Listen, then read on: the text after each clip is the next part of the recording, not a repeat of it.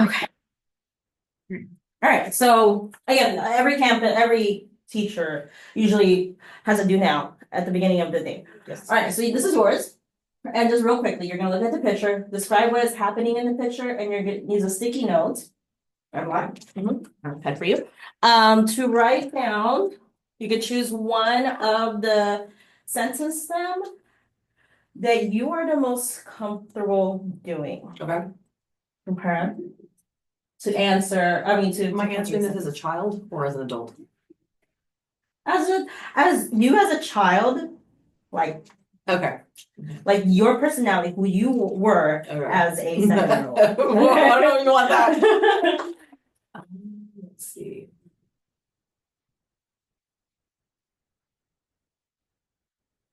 Okay. Do you want me to say that loud? No, you can write it down. Write it down.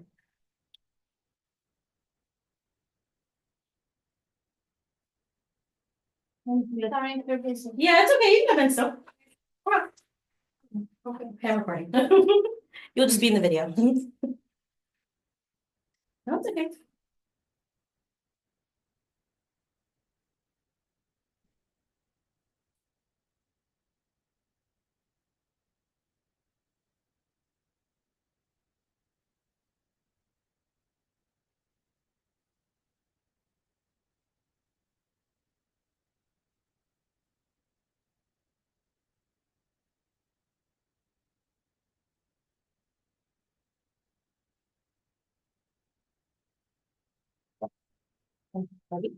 Okay, which one? Go ahead and read it out. I chose the second sentence. So I put at first the boy counts his money, but then drops 3 coins, so he's left with 2. I failed to put he had 5 at the beginning. So Okay, that's fine. Okay, so as a child, that's what you would have chosen. that's what I would have chosen. Okay, so they're different colored because they are different level. So think of our ESL students and our emerging bilingual students. A lot of them would probably use the first one because they haven't been able to develop the academic language or any language to write. Some might be able to do the second one, and this one is a little bit more advanced. Okay. So the reason why we're going through all this, the best practices, is to increase the level of discourse in the classroom, not just in the content, but also in the fine arts. Okay. Hope this works. I've not tried it. Okay. All right. So these are called the 8 instructional priorities. Again, it's to increase student engagement and participation and less teacher talk, more student talk. Okay. This is just a quick agenda. We'll just breeze over that. We just did the do now and we reviewed now because we reviewed that sentence now.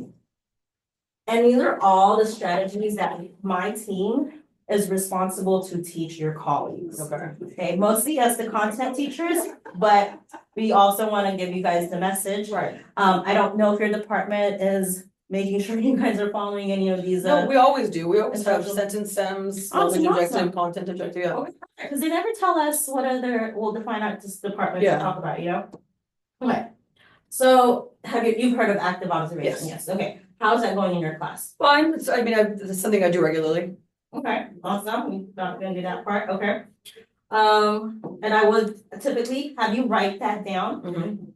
So when your colleagues did this, they wrote about 10 sticky notes. Oh wow. In the training, because the whole point of this training is to show them that the whole district itself needs to write a lot, because we want the kids not only engaging with sentence stems and speaking and all of that stuff, we want them to write as well. Yeah.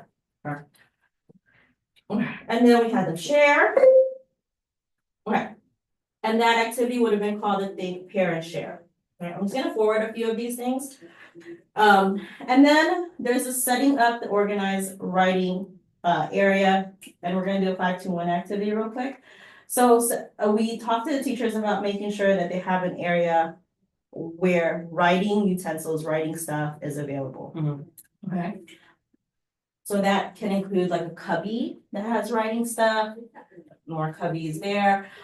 In that room, we have caddies with sticky notes and note cards and paper. I have something similar. Like that.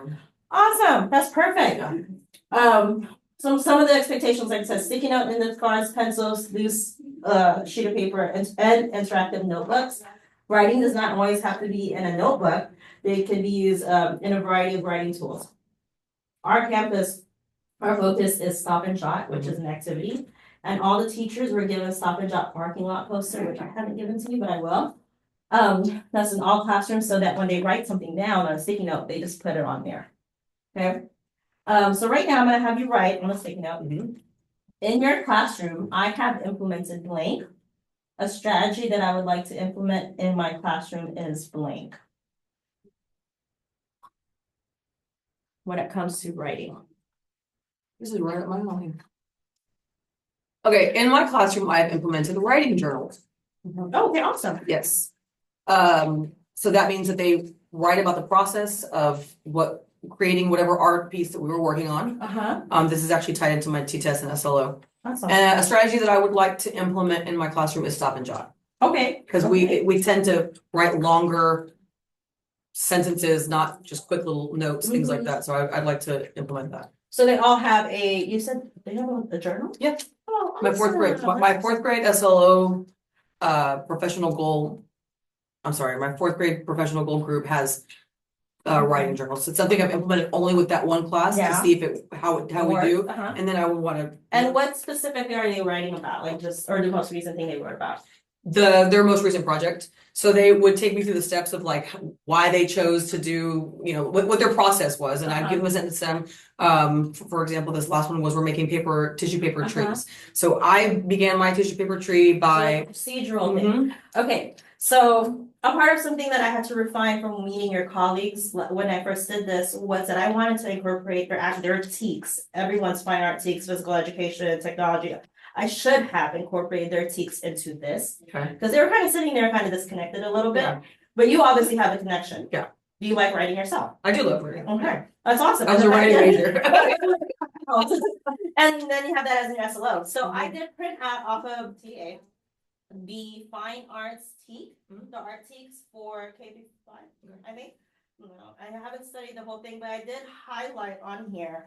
Correct me if I'm wrong, so that's one of the TEK, creative expression.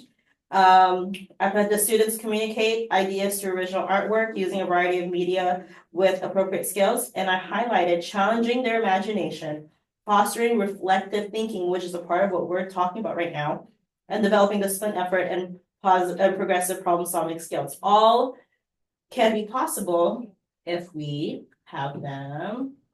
Right.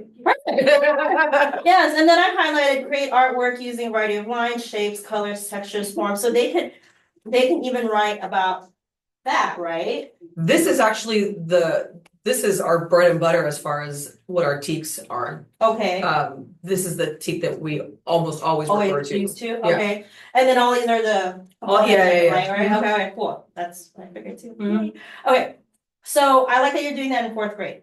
Do you see this happening in the other grade levels? I do. My fourth graders love it because we spent like 2 class periods just creating our journal, glittering it out, and they got to decorate however they wanted. And then we stapled in lined paper as well as blank paper, so they could, because a lot of times I want the kids to know that, like, for example, my entire life I've journaled. My journals aren't always just writings. They're sometimes to-do lists or drawings or poems or anything. So they have the opportunity to do both. They really, really like it. That's awesome. And I made them feel kind of special, like they're doing this. So depending on the success of this, and I think it's going really well, I'm going to implement it with my other grades, third and fourth. And because you see primary too, primary is not expected to write at least all the time, especially pre-K in our USC program. Kinder and first, they're not expected to write like a paragraph or even a few sentences like you wrote here, or even your students. They're not even expected to have a journal in their classroom, but they are expected to draw. Yeah. So I know they draw in your class. Yes. So if you could implement opportunities where they stop and shot, but the shotting part would be a quick sketch. Okay. And then like on a sticky note or? Yeah, like on a sticky note, because the point is to write a lot. What if they can write? If they can write, yeah. Okay. By all means, for sure. And then you'd have to probably provide a sentence or something. Yeah. But drawing is a form of writing in primary, so they can totally do that. Yeah. I love that idea. I did writing a lot when I was at Collins, and I'm trying to implement it more here, and I thought it would be a good opportunity to do in my personal. Yeah, and I don't know if you ever take the opportunity to walk around. Oh, yeah. Primary, a lot of them are drawing on these little tiny sticky notes and putting it on the wall because that's their form of writing. Or recording, yeah. Yeah, or recording, right. And I mean, that should make you feel some sort of way. They're also integrating art or imagination at least, which is one of your TEKs. Yes. into their content. Okay. So that, in a nutshell, if we spoke about it for 5 minutes, had us talk about it for 2 minutes, and I would have assessed your work, that would have been qualified 2-1. Okay. That's stop and jot. I'm not gonna have you watch that video. So QSSA is also a different strategy that you can implement in your classroom. So that is giving the kids a question. Okay. It could be about whatever project they have to do. You're gonna give them time to write down using a sentence stem. You're gonna give them on a sticky note. You're not gonna time them, but you want it to be not like the whole class period. Okay. You know, and then you're gonna give them a signal when they need to finish. Okay. So usually it's like stand up when you're done, or push in your chair when you're done. They'll do that. And after that, they're gonna get 30 seconds to share with a friend. And then after that, you can call on a few students to share out. Okay. That is a QSSA. Okay. That's similar to what we've done in whole group, which is This can be done. okay. It's just more organized, and it also ensures, I don't know if you know, it also ensures that they're writing, they're sharing, they're writing, they're thinking, they're writing, they're sharing, and you are assessing if whatever you said clicked. Yeah. Okay. Stop and jot, we just talked about that. That's just how QSSA looks like. So overall, the purpose of everybody writes is. That's the name of my whole thing is everybody writes. Oh. So this is a talking piece right here. What do you think the whole purpose of, besides it being cute and it's just to give them opportunities to become more fluent, to just have more discourse with their friends, and to have similar language. So like kids talk to each other in the same language as opposed to what an adult talks to a student in. Exactly, because they could listen to you, sure, but sometimes they're not listening to you. They'll listen to their friends a lot more. Yeah. Okay, so all the teachers got a deeper glimpse of all these strategies, and they were given all these cards to keep in their classroom, just in case they forget what each implementation is. And they were also given these icons provided by the district that they could use. No wonder I've seen this everywhere. Awesome, that's good to know too. To remind their students, hey, right now, the only thing we're doing is thinking. We're not talking about it, because sometimes they do just need some silent thinking time. And the pencil for writing, that's for sharing, and this is for the teacher to check. Okay, then I don't know if you noticed at the Raptor area over there, we had all the teachers commit to something. So as your exit ticket before you leave, these 2 sentences, can you try to commit to 2 implementation? I know you wrote 1 for the stop and jot, was it? You're gonna. Well, I already implemented the writing journals. So what do you think is another something you might want? The stop and jot. I like that idea. And I like the idea of having my primary kids respond to a question or a prompt using a drawing. And the ones that can actually write it out, and a lot of them do, like in their drawings, they'll label the things in their drawings. That's perfect. Which is another form of writing, labeling. So yeah, I would do the stop and jot. And then in my primary group, do a stop and jot, same thing. Yeah, okay. Yeah. Or stop and draw. Stop and draw. Yeah. Okay. I'll make sure you get your poster. So just put that on sticky note or 2 sticky notes, and then the poster is right actually outside our door, and just place it there. I'm gonna go check if this has been 15 minutes. I'm pretty sure it has been. Yeah. Oh, we have like 45 seconds left. That's that went by so fast. Wow.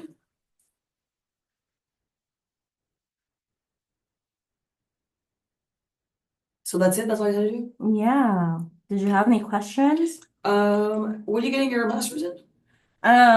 Related to the training that I just did. I hope you get that on video. But I really think I like that you're already implementing something like this in your 4th grade class, especially 4th grade, because they are taking the writing star. Yeah. But try it out with your primary kids. I think you'd be surprised with what they can actually produce. Yeah. Like I said, writing or drawing is 100% acceptable. Um. Yeah.